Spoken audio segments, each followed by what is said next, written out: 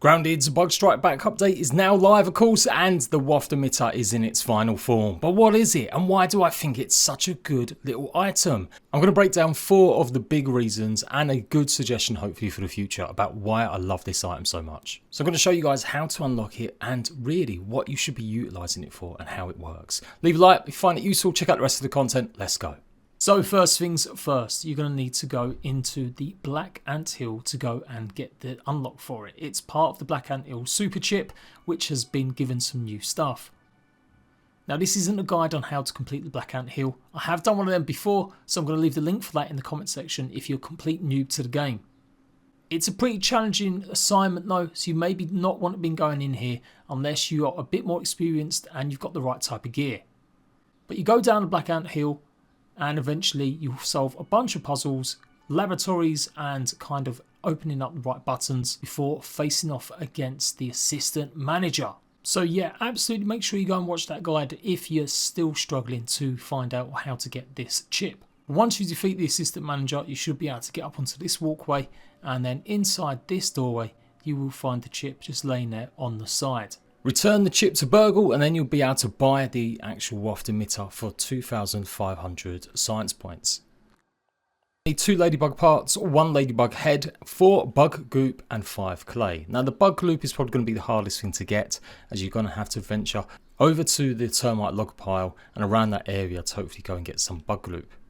Once you've crafted it, you can place it anywhere, you can pick it up anywhere, and it does have various different levels. You can mix and match, obviously, what type of waves of bugs that you'll get. If you want to have termites, then you put termite pieces in. You can even put the king carapace in, although I don't know why, you'd probably want to be crafting lots of axes, but it does actually have more benefit. It will boost up the enragement a lot quicker than some of the other pieces.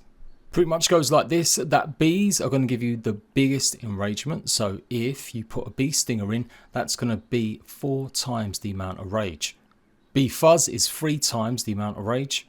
Then it's mosquito beaks and mosquito blood sacs, both giving 3 times the amount of rage.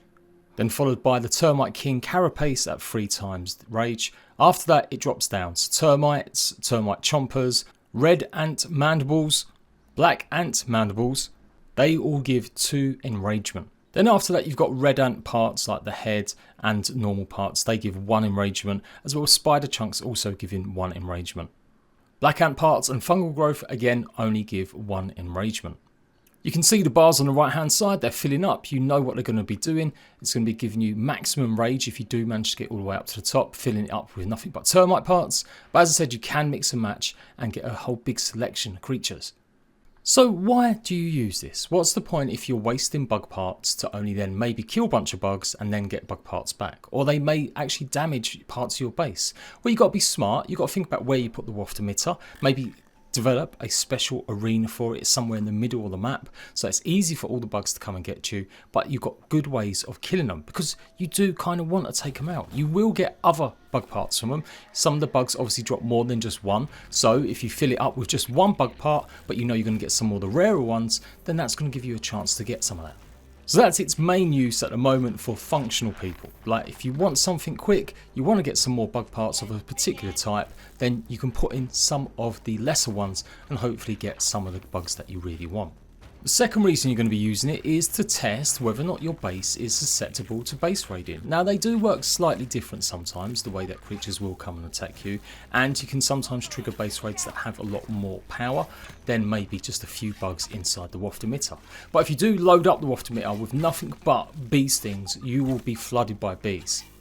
So if you want to see if your base can withstand stuff, and I've been telling you guys not to worry as much about base raiding as it only happens every 6 to 9 days, the Waft Emitor can be a good use to test and see how strong your base is. So that's option number 2.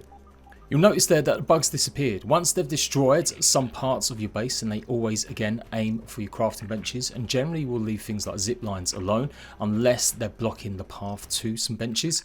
When you've pressed the trigger button, you can obviously see that payback is incoming, and they will come from whatever direction. Now sometimes it can take them quite a while to get to you, so you've got hopefully a bit longer to prep. It just depends on the bug or the insect or the location.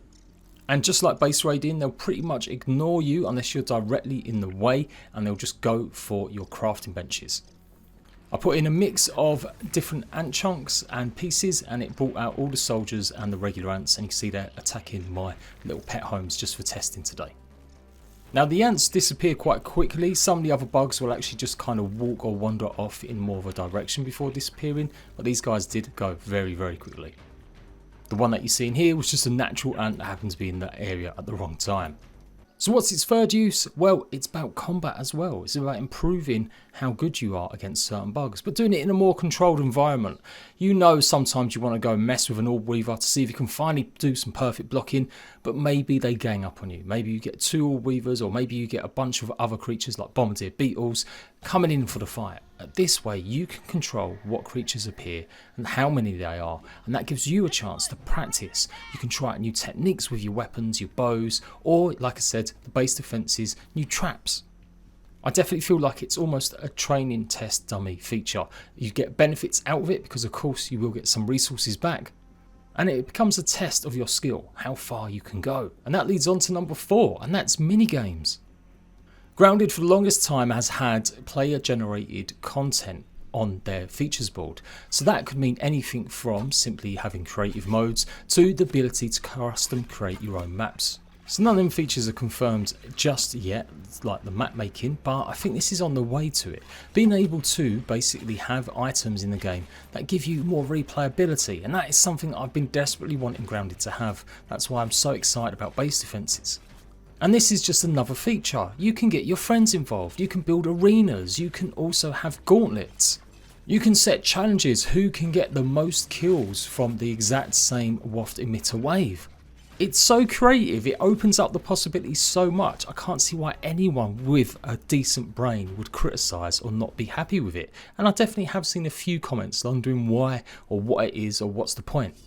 Think outside the functional bubble. Think about playing with your friends or on your own. What could you do with replayable kind of waves? And that's what this offers. It just gives you a chance to mess around, come up with some creative stuff. And this technically isn't a number 5, but maybe an idea for the future. I reckon they should add some sort of method of reward for it. Whether or not it unlocks an achievement or possibly some science points, or maybe just some sort of cosmetic items, maybe like signs. I've always hated that you have to spend quite a bit of science points on unlocking some of the pretty items and the signs. So maybe there could be a whole set dedicated to you completing a full wave of ant parts, a full wave of infected parts. And even if it gave just one new picture to add to it, a nice artistic picture of an ant or a infected getting squished, etc. I think that would be really cool. So I hope they take that on. I'm going to write some of my suggestions down, forward it to them. No idea is ever perfect, and it might still need a bit of work in understanding exactly how many pieces can go into it, or whether or not we can add other bug parts, because it's limited to them. Obviously these are the kind of most attacking bugs when they get enraged or angry, they're the factional ones. But yeah, it would be cool if they could open it up and we could have waves of bombardier beetles and much more to really flesh out some of the ideas of using it as practice. But there we go. I can't believe they didn't do this sooner. I think it's a great idea. It's something that would add longevity. Friends will be able to play this more. You'll be able to test yourself more, and it'll help you in the long run work out whether or not your base is safe.